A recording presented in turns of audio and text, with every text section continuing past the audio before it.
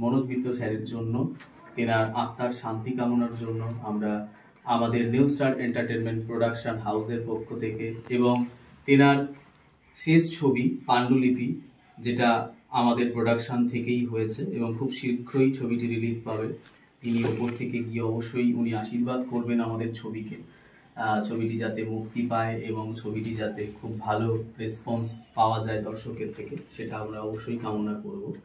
আর স্যারের জন্য আমরা আত্মার শান্তি কামনার জন্য এক মিনিট নীরবতা পালন করব।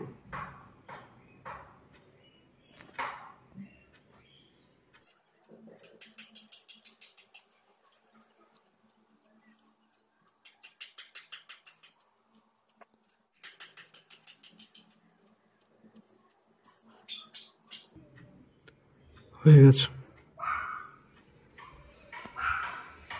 এই ছবিটা আমাদের ব্যানারে, সবটাই টোটালটাই আমাদের ব্যানারে, ঠিক আছে? প্রোডাকশন, ডিরেকশন, স্ক্রিপ্টিং বলুন, এভরিথিং, আর্টিস্ট সবটাই আমাদের নিজেদের প্রোডাকশন থেকে তৈরি করা। এবং দ্বিতীয় ছবিটিও আমরা সেইভাবে টোটালটাই আমাদের প্রোডাকশন থেকেই করব, বাইরের কোনো ব্যক্তির হাত থাকবে না এই ছবিতে, ঠিক আছে? কাউকেই কোনো বাইরের কোনো মানুষের দ্বারা মানে কোনো রকম দিক থেকে কোনো সমস্যার মধ্যে পড়তে হোক, তাদের কথায় চলতে হোক, চালিত হোক, এগুলো আমরা চাইবো না। তাই আমরা নেক্সট যে ছবিটার জন্য আজকে বসেছি সেটাও কিন্তু আমরা সেইভাবেই করব, আমাদের নিজেদের সবার সহযোগিতায়।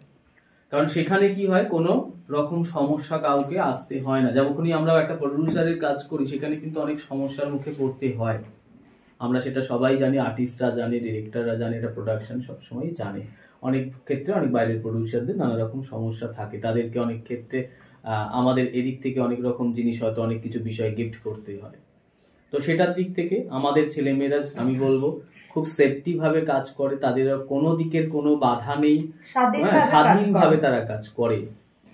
তো নেক্সট ছবিতেও আমরা চাইবো যে তারা একদম সঠিকভাবে কাঁধে কাঁধ মিলিয়ে, আমাদের যারা এখানে স্টুডেন্ট আছে, মেম্বার আছে যারা, এবং ছবিতে যারা মুখ্য ভূমিকায় অভিনয় করেছে আগের ছবিতেও এবং এই ছবিতেও, পরবর্তী ছবির আমি নাম এখন উল্লেখ করব না, তো আমরা অলরেডি শুরু করে দিয়েছি আমাদের এই জার্নিটা, নেক্সট ছবির জার্নি শুরু করে দিয়েছি।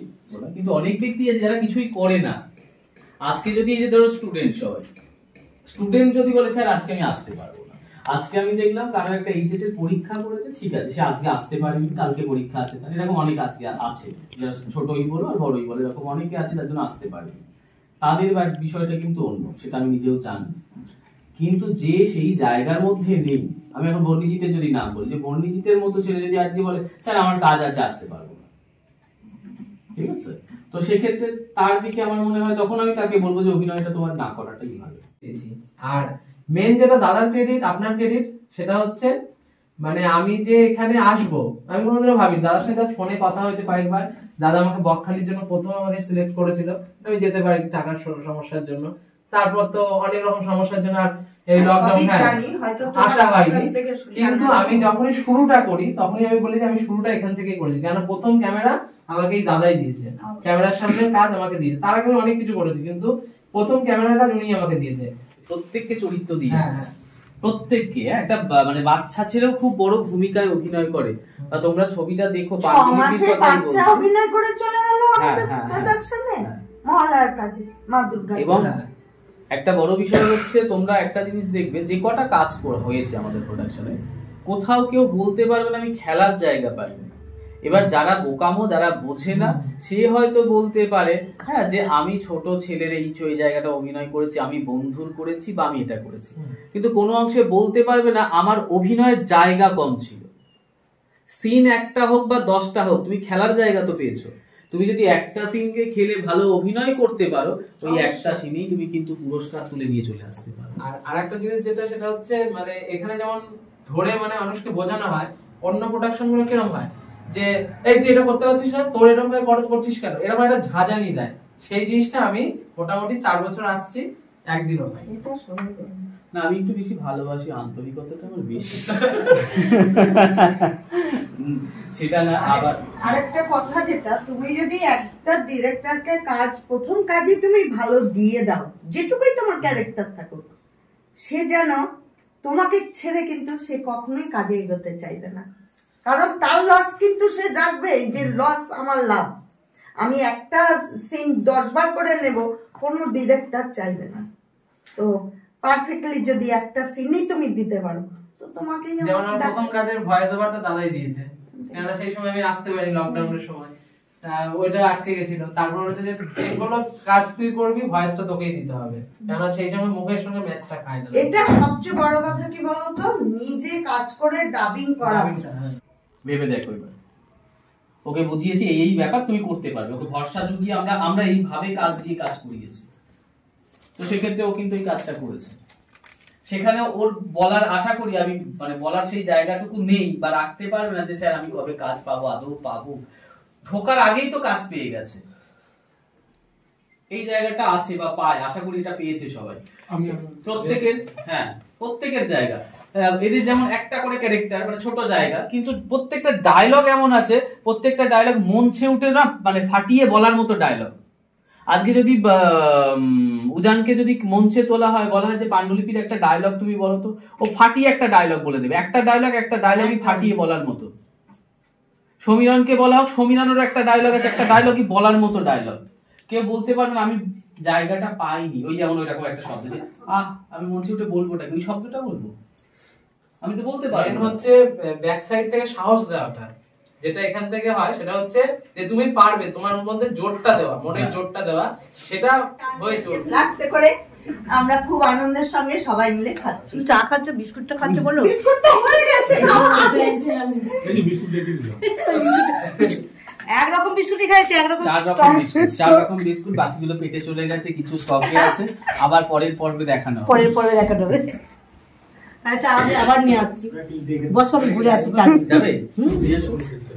একদম তাড়াতাড়ি জানো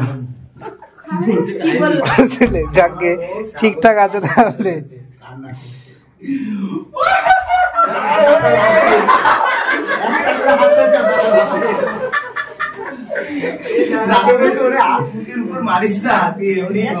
আর কিছু বলবো? তোকে তুই বল, বলো অপেক্ষায় আছি তো। আরে না, এখন না হলে কখন? আমি মরা শুয়ে আছি, ওখানে ভাই এসে কাঁদছে, এবার বাবা পাশে কাঁদছে, এবার বাবা আমাকে হাত পাচ্ছে না, ও পেয়েছে ছেলেকে, ছোট ছেলেকে, এবার ও পেয়েছে সনজিতের পিছনটা সামনে, সারাক্ষণ পিছনে হাত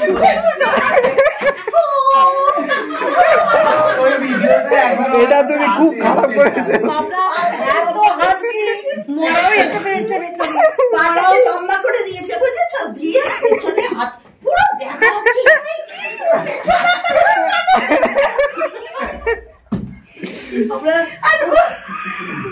এত হাসছি ওখানে,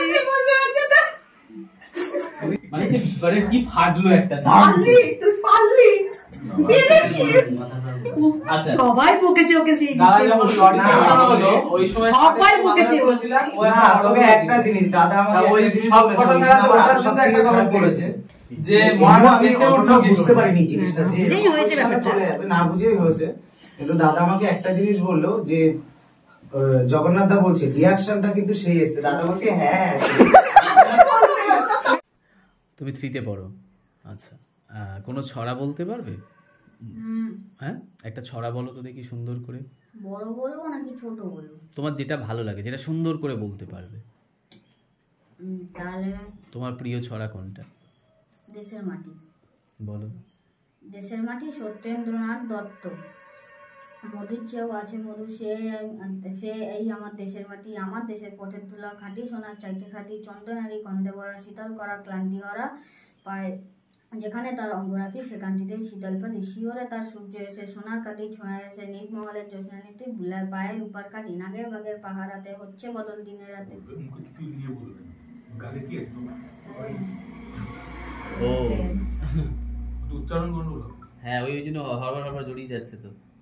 স্পিডটা কিচ্ছু বোঝা যাচ্ছে না, ওই কারণে একটু আস্তে আস্তে বলবে, প্রতিটা কথা যেন বোঝা যায়, ঠিক আছে? বাবা তাড়াতে, তোমার তো তাড়া। দাড়ি কমা বোঝো তো, দাড়ি কমা বোঝো তো, সেগুলো কিন্তু লাগবে, ঠিক আছে? জিজ্ঞাসা চিহ্ন, দাড়ি কমা, সেগুলো বসাতে হবে। আচ্ছা।